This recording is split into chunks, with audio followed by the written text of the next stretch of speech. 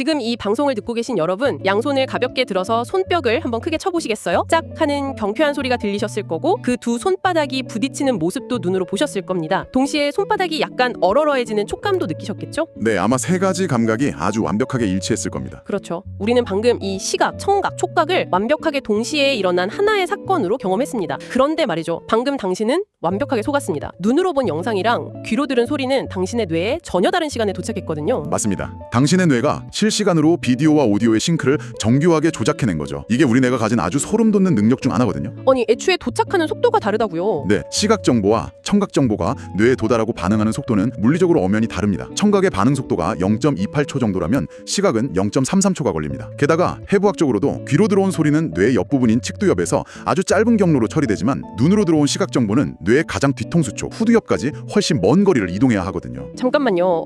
뇌 안에서 처리되는 물리적 거리 자체가 다르고 속도도 다르다면 당연히 소리가 먼저 들리고 아주 짧은 찰나 뒤에 손이 부딪히는 영상이 보여야 정상이잖아요. 우리가 유튜브 볼 때 영상이랑 오디오 싱크가 한 0.1초만 안 맞아도 엄청 신경 쓰이는데 현실 세계의 오디오와 비디오는 왜 이렇게 완벽하게 맞아떨어지는 건가요? 만약에 뇌가 외부 정보를 있는 그대로 수동적으로 받아들이기만 한다면 말씀하신 대로 평생 오디오와 비디오의 싱크가 어긋난 막 버퍼링 걸린 세상을 살아야 할 겁니다. 하지만 우리 뇌는 가만히 당하고 있지 않죠. 오, 그럼 내가 어떻게 하는데요? 뇌는 수초화, 마이엘리네이션이라는 아주 적극적인 물리적 메커니즘을 가동합니다. 시각신경세포의 축삭 돌기를 지방질로 된 수초가 마치 전선의 피복처럼 두껍게 감싸버리는 겁니다. 전선에 절연체를 감으면 전기 신호가 새어나가지 않고 점프하듯 엄청난 속도로 전달되거든요. 아, 절연체처럼요? 네네. 이 방식을 통해서 먼 거리를 가야 하는 시각 정보의 속도를 강제로 끌어올려버립니다. 그래서 청각이랑 기가 막히게 타이밍을 맞춰내는 거죠. 와, 뇌 안에 아예 전용 고속도로를 뚫어서 데이터 전송 속도를 맞춰버린다는 거네요. 환영합니다. 오늘 딥다이브에서는 내면 소통 8주차 심층 강의 자료를 바탕으로 우리가 철석같이 믿고 있는 현실, 그러니까 나라는 존재, 시간의 흐름, 그리고 눈앞에 보이는 세상이 사실은 뇌가 생존을 위해 만들어낸 5가지의 거대한 환상이라는 사실을 해부해 보려고 합니다. 네, 방금 우리가 확인한 싱크 조작 능력, 즉 동시성의 환상이 그 첫 번째 단서였죠. 그런데 여기서 궁금한 게 생깁니다. 뇌는 도대체 왜 이렇게까지 에너지를 써가며 감각을 조작하고 편집하는 걸까요? 막 그냥 들어오는 대로 느끼면 안 되는 겁니까? 생존을 위해서입니다. 만약 뇌의 편집실이 가동을 멈추면요, 우리는 1초에도 수백만 개씩 쏟아지는 파편화된 감각 데이터의 폭격 속에서 미쳐버릴 겁니다. 발바닥에 닿는 바닥의 온도, 스쳐 지나가는 빛, 에어컨의 백색 소음, 이 모든 게 제각각 따로 놀게 되죠. 오, 상상만 해도 너무 피곤한데요? 그렇죠. 그래서 우리 뇌는 흩어진 경험들을 인과관계가 있는 하나의 매끄러운 이야기로 엮어내는 전담 부서가 존재합니다. 바로 좌뇌에 있는 해설가 시스템입니다. 해설가요? 아, 그러니까 제 안에서 끊임없이 나는 지금 이걸 하고 있어, 나는 이런 성격의 사람이야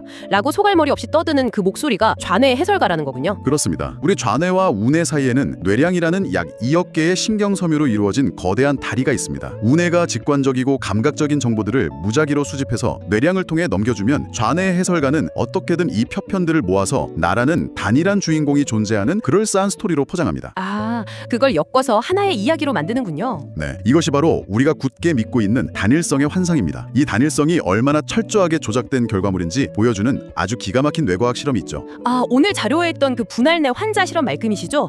저 그거 읽으면서 진짜 등골이 서늘했거든요. 뇌전증 치료를 위해서 좌뇌와 우뇌를 연결하는 뇌량을 절단한 환자들을 대상으로 한 그 유명한 실험이죠. 연구진은 환자의 왼쪽 시야, 즉 우뇌와 연결된 곳에는 눈 내리는 풍경을 보여주고 오른쪽 시야, 좌뇌와 연결된 곳에는 닭발 이미지를 보여줍니다. 좌뇌와 우뇌가 완전히 단절된 상태에서 각각 다른 정보를 입력한 거네요. 맞습니다. 그런 다음 환자의 두 손에 여러 가지 물건들을 들어놓고 방금 본 그림과 관련된 물건을 고르게 했습니다. 우뇌는 눈을 봤고 좌뇌는 닭발을 본 상태니까 손은 어떻게 움직였나요? 환자의 왼손, 즉 우뇌의 통제를 받는 왼손은 눈 내리는 풍경과 관련된 삽을 집어들었습니다. 반면 오른손은 닭과 관련된 물건을 골랐겠죠. 자, 이때 연구진이 환자에게 묻습니다. 방금 왜 왼손으로 삽을 골랐습니까?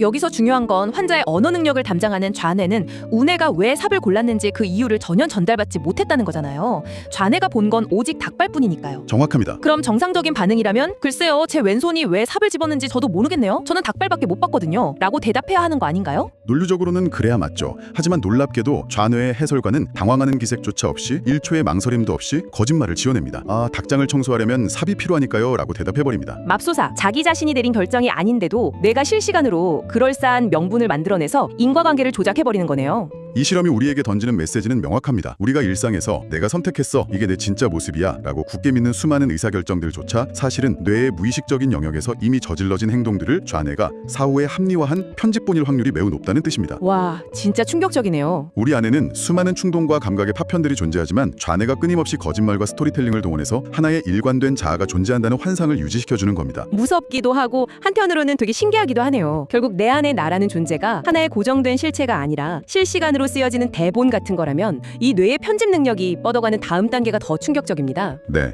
시간이 등장하죠. 맞아요. 감각과 자아를 넘어서 우리가 살아가는 이 무대, 즉 시간의 흐름 자체도 편집된 환상이라는 부분으로 넘어가 보죠. 솔직히 저는 오늘 자료를 보면서 물리학의 상대성 이론이 뇌과학에 왜 등장하는지 처음엔 좀 의아했거든요. 아주 날카로운 지적입니다. 시간의 연속성이라는 환상을 이해하려면 물리적 우주와 생물학적 뇌를 연결해야만 하니까요. 우리는 보통 데카르트나 뉴턴이 상상했던 것처럼 우주라는 거대한 무대 배경에 똑딱똑딱 절대적으로 흐르는 시계가 걸려있다고 생각합니다. 네네. 내가 뭘 하든 시간은 1초, 2초 객관적으로 흘러간다고 믿죠. 하지만 아인슈타인의 상대성 이론은 시간과 공간이 절대적인 고정값이 아니라 관찰자의 속도와 중력에 따라 고무줄처럼 휘어지고 늘어나는 상대적인 현상을 증명해냈습니다. 영화 인터스텔라에서 블랙홀 근처의 행성에 착륙했던 주인공들의 겪었던 상황처럼요. 거기서 몇 시간 잠단 파도에 휩쓸려 고생하고 우주선으로 돌아왔더니 궤도에서 기다리던 동료는 이미 수십 년이 지나 백발의 노인이 되어 있었잖아요. 맞습니다. 아주 좋은 예시네요. 그런데 중력이 극도로 강하거나 빛의 속도에 가깝게 움직이면 시간이 느리게 흐른다는 건 물리적으로 이해가 갑니다. 그런데 질문이 있습니다. 저는 빛의 속도로 날아가는 우주선에 타본 적도 없고 블랙홀 근처에 갈 일도 없는 평범한 사람이거든요. 이 거대한 물리학 법칙이 당장 출근길에 쫓기는 제 뇌와 도대체 무슨 상관이 있는 건가요? 바로 그 지점에서 물리학이 생물학으로 넘어옵니다. 우주의 진짜 현실에서는 시간과 공간이 하나의 덩어리로 얽혀있고 절대적인 과거, 현재, 미래라는 구분조차 모호합니다. 하지만 우리 인간은 중력이 일정한 지구 표면에서 기껏해야 시속 수십 킬로미터 이내에 느릿느릿한 속도로 진화해온 생명체입니다. 아, 속도와 중력이 일정한 환경이군요. 네, 이런 생물학적 조건 속에서 생존하려면 우주의 진짜 모습, 그러니까 그 상대적 시공간을 있는 그대로 인식하는 것은 아무런 쓸모가 없습니다. 오히려 방해만 될 뿐이죠. 아, 호랑이가 달려오고 있는데 아인슈타인에 따르면 상대적으로 호랑이의 시간이 느려지고 있군 이러고 있으면 바로 잡아먹히니까요. 그렇습니다. 생물에게 가장 중요한 것은 효율적인 움직임입니다. 근육을 수축시키고 도망치고 먹이를 잡기 위해서는 이전에 일어난 일, 지금 일어나는 일, 그리고 다음에 일어날 일을 순차적으로 예측해야만 몸을 통제할 수 있습니다. 아하, 그래서요? 그래서 우리 뇌는 진화 과정에서 시간의 흐름이라는 가상의 좌표계를 스스로 발명해낸 겁니다. 시간은 우주가 우리에게 강요하는 물리적 실체가 아니라 당신의 뇌가 당신의 팔다리를 효율적으로 움직이게 하려고 만들어낸 생물학적 환상, 일종의 도구에 불과합니다. 와, 시간이 몸의 움직임을 통제하기 위한 생물학적 발명품이다. 이렇게 생각하니까 우리가 평소에 느끼는 시간의 압박감이 완전히 다르게 다가오네요. 매일 아침에 지각하게 5분 전이야, 빨리 뛰어 하면서 심장이 쿵쾅거리고 스트레스를 받을 때 우리는 그 5분이라는 시간이 나를 억압하는 절대적인 우주의 법칙이라고 느끼잖아요. 그렇죠. 엄청난 압박이죠. 하지만 사실은 내 뇌가 나를 목적지까지 효율적으로 움직이게 하려고 내부에서 울리는 생물학적 알람에 불과하다는 거네요. 완벽한 통찰입니다. 자동차 사고가 날 것 같던 찰나의 순간에 세상이 슬로우 모션으로 느려지는 것처럼 느껴진 적 있으신가요? 그건 역시 우주의 시간이 느려진 게 아니라 당신의 뇌가 생존을 위해 아드레날린을 분비하며 초당 정보 처리량을 극단적으로 늘려서 내부의 시계를 변형시킨 결과입니다. 처리량이 늘어나서 시간이 느려진 것처럼 느끼는 거군요. 네네. 우리가 시간에 쫓기고 있다는 그 압박감 자체가 뇌가 만들어낸 환상임을 깨닫는 순간 우리는 시간을 두려워하는 노예 상태에서 벗어나 어마어마한 심리적 자유를 얻게 됩니다. 시간은 통제 불가능한 폭군이 아니라 뇌가 가동하는 유연한 인터페이스일 뿐이니까요. 뇌가 만들어낸 인터페이스. 정말 마음이 한결 가벼워지는 기분입니다. 자, 그런데 여기서 마지막이자 가장 거대한 의문이 남습니다. 자아도 편집된 스토리이고 시간조차 유연한 환상이라는 건 100번 양보해서 받아들일 수 있습니다. 네, 질문하시죠. 하지만 제가 지금 손으로 두드리고 있는 이 단단한 책상, 그리고 거울에 비친 제 몸뚱아리는 진짜 물질이잖아요. 이 눈앞에 펼쳐진 현실마저 환상이라고 한다면 도대체 우리는 세상을 어떻게 인식하고 있다는 건가요? 그 질문을 풀기 위해 오늘 탐구의 핵심인 체화성과 수동성의 환상을 해체해 보겠습니다. 먼저 우리의 몸부터 다르게 정의해 볼 필요가 있습니다. 타인이 겉으로 보고 만질 수 있는 살과 뼈로 된 신체를 피지컬 바디라고 합니다. 네, 물리적인 진짜 몸이요. 하지만 우리는 눈을 감고 있어도 내 팔이 어디로 뻗어 있는지, 발바닥에 어떤 무게가 실려 있는지 실시간으로 느낍니다. 뇌의 상두정엽이라는 부위가 끊임없이 감각 데이터를 모아서 뇌 속에 띄워놓는 일종의 3D 가상현실 신체 모델이죠. 이것을 소매틱 바디라고 부릅니다. 피지컬 바디와 소매틱 바디, 그러니까 현실의 내 몸과 뇌가 시뮬레이션으로 돌리고 있는 아바타 같은 내 몸이 따로 존재한다는 뜻인가요? 아주 정확한 비유입니다. 이 두 개가 철저히 분리되어 있다는 것을 가장 비극적으로 보여주는 사례가 바로 환상지통증입니다. 사고로 팔이나 다리를 잃은 환자들이 이미 물리적으로 사라지고 없는 팔다리에서 극심한 통증이나 가려움을 느끼는 현상이죠. 아, 그 이야기 들어본 적 있어요. 네, 피지컬 바디의 일부는 잘려나갔지만 뇌 속의 시뮬레이션인 소매틱 바디에는 여전히 그 팔다리가 남아있기 때문에 그 가상의 신체에서 리얼한 고통을 느끼는 겁니다. 와, 물리적인 실체가 없어도 뇌가 만들어낸 모델만으로 진짜 현실 같은 고통을 느낄 수 있다니. 그럼 이게 몸뚱아리에만 국한되는 게 아니겠네요? 우리가 우리가 눈으로 세상을 보는 방식도 똑같은 원리로 작동하는 건가요?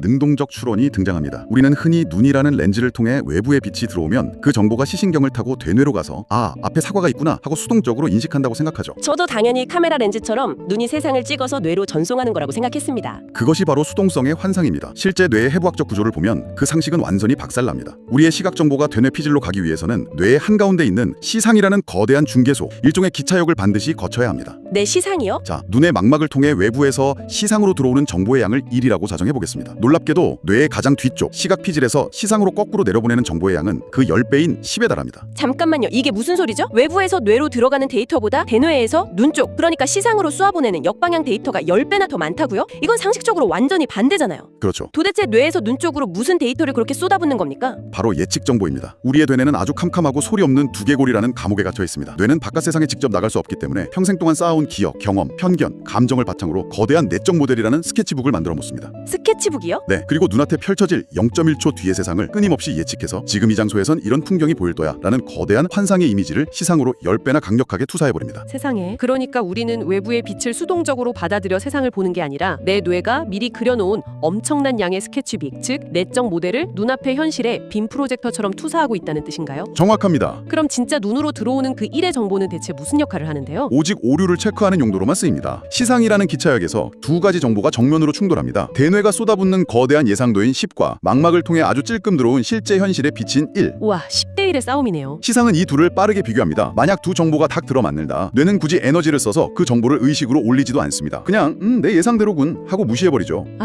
우리가 매일 출퇴근하는 익숙한 길을 걸을 때 분명 두 눈 뜨고 걸어왔는데 회사 도착하면 길거리 풍경이 하나도 기억 안 나는 이유가 그거군요. 내 뇌의 스케치북이랑 실제 풍경이 100% 일치하니까 뇌가 아예 인식을 꺼버리는 거네요. 맞습니다. 의식적인 경험은 오직 대뇌의 예측과 외부 현실이 어긋날 때, 즉 예측 오류가 발생했을 때만 일어납니다. 예측 오류요? 네, 평평할 줄 알았던 길에 갑자기 돌부리가 튀어나와서 발이 걸리면 현실의 빛인 1이 예상도인 10을 깨부수며 비상벨을 울립니다. 모델이 틀렸어 하고요. 그때야 비로소 현실을 자각하는군요. 그렇죠. 그 순간 우리는 화들짝 놀라며 비로소 현실을 강렬하게 인지하고 다음번엔 넘어지지 않기 위해 자신의 낡은 내적 모델을 수정하고 업데이트하게 되는 겁니다. 이거 진짜 소름 돋는 메커니즘이네요. 사람들이 흔히 보고 싶은 것만 보고 듣고 싶은 것만 듣는다고 말하잖아요. 저는 그게 확증 편향 같은 심리학 용어로만 알았는데 그게 아니라 실제로 뇌의 시상 구조 자체가 내 예측을 우선순위로 10배나 강력하게 밀어붙이도록 물리적으로 세팅되어 있었던 거군요. 그 함의가 아주 중요합니다. 만약 누군가가 어릴 적의 트라우마나 지속적인 스트레스로 인해서 세상은 위험하고 사람들은 나를 공격할 거야 라는 방어적이고 왜곡된 내적 모델을 굳게 가지고 있다고 상상해보세요. 네, 안타까운 상황이네요. 아무리 주변에서 친절을 베풀고 안전한 환경을 제공해도 그 사람의 대뇌는 끊임없이 위협이라는 예측 모델을 시상으로 투사할 겁니다. 눈으로 들어오는 친절인 1은 압도적인 위협의 환상인 10에 묻혀버리겠죠. 스스로가 만든 지옥의 투사체 속에서 살아가게 되는 겁니다. 어떻게 보면 굉장히 무서운 이야기네요. 내 자아, 시간, 그리고 이 세상이 모두 물리적 실체가 아니라 내 대뇌가 실시간으로 써내려가는 거대한 예측 모델이라면 결국 제 삶의 질은 이 내적 모델을 얼마나 건강하게 가지고 있느냐에 따라 완전히 결판이 난다는 뜻이잖아요. 아주 핵심적인 질문입니다. 그런데 이 내적 모델을 고치는 게 말처럼 쉽지 않잖아요. 막 오늘부터 좋은 생각만 해야지 하고 거울 보고 웃는다고 뇌의 해부학적 구도가 바뀌지 않을 텐데요. 어떻게 해야 이 고착화된 환상을 긍정적으로 업데이트할 수 있을까요? 그래서 신경과학과 심리학에서는 몸을 사용하는 필라테스나 요가, 깊은 명상, 아름다운 예술작품 감상 같은 활동을 단순한 취미 이상의 필수적인 훈련으로 봅니다. 운동이나 명상이 뇌 구조랑 관련이 있나요? 네, 이 활동들의 공통점이 뭘까요? 바로 우리의 뇌에 지속적이고 안전한 예측 오류를 일으킨다는 점입니다. 안 쓰던 근육을 정교하게 움직이면서 뇌가 예상치 못한 감각을 안전하게 경험하게 하고 명상을 통해 끊임없이 떠오르는 좌뇌 해설가의 거짓말들을 가만히 지켜보며 힘을 빼는 겁니다. 일부러 건강한 에러를 만드는 거군요. 맞습니다. 이런 과정을 반복하면 경직되어 있던 소마틱 바디와 내적 모델이 유연해지고 마침내 세상을 받아들이는 해상도 자체가 완전히 새로운 차원으로 업데이트되는 것이죠. 뇌의 건강한 에러를 의도적으로 계속 발생시켜서 스스로 스케치북을 지우고 다시 그리게 만든다는 거네요. 야, 오늘 딥다이브 정말 머릿속에 낡은 회로가 뻥 뚫리는 기분입니다. 결국 우리가 매일 마주하는 현실이라는 건 투명한 유리창 밖의 풍경이 아니라 내 뇌가 끊임없이 돌리고 있는 빔 프로젝터의 영상이었습니다. 네, 우리가 스스로 투사한 세상에 살고 있는 셈이죠. 자, 이쯤에서 아주 도발적인 상상 하나를 던져보며 오늘 딥다이브를 마무리해볼까 합니다. 방금 우리는 인간의 지능이 세상을 수동적으로 인식하는 게 아니라 거대한 스케치북을 능동적으로 투사하고 환각을 만들어내는 메커니즘이라는 걸 배웠습니다. 네네. 그렇다면 우리가 인간의 뇌를 모방해서 만들고 있는 인공지능 AI는 어떨까요? 우리는 AI에게 방대한 데이터를 데이터를 주고 세상을 객관적으로 인식하라고 학습시키고 있지만 어쩌면 우리도 모르는 사이에 AI 역시 스스로 거대한 내적 모델을 구축하고 자신만의 환상을 현실에 투사하도록 만들고 있는 것은 아닐까요? 아주 흥미로운 관점이네요. 가끔 AI가 말도 안 되는 거짓말을 지어내는 할루지네이션, 즉 환각 현상을 보면서 우리는 오류라고 지적하지만 사실 그건 좌뇌 해설가가 거짓말을 지어내고 대뇌가 세상을 투사하는 인간 뇌의 본질을 너무나도 완벽하게 모방하고 있다는 증거일지도 모릅니다. 생각할 거리가 참 많아지는 질문입니다. 지금 이 순간 지구에는 70억 명의 인구가 살고 있습니다. 당신을 포함해서요. 그들이 한자리에 모여 똑같은 풍경을 바라보고 있다고 해도 카메라처럼 똑같은 장면을 찍어내고 있는 사람은 단 한 명도 없습니다. 각자의 대뇌가 70억 개의 서로 다른 낡고 새로운 스케치북을 꺼내 현실이라는 무대 위에 덮어 씌우고 있을 테니까요. 사실상 이 지구에는 70억 개의 완전히 다른 우주가 동시에 존재하고 있는 셈입니다. 네, 정말 아름다운 비유네요. 그렇다면 오늘 청취자 여러분의 뇌는 어떤 우주를 창조하고 있나요? 당신이 매일 무심코 투사하고 있는 그 예측의 스케치북에는 스릴러가 그려져 있습니까? 아니면 아름다운 다큐멘터리가 그려져 있습니까? 한번 가만히 눈을 감고 당신의 뇌가 쏘아올리는 그 내밀한 빔 프로젝터의 빛을 들여다보시길 바랍니다. 저희는 다음 딥다이브에서 더 깊은 지문으로 찾아오겠습니다.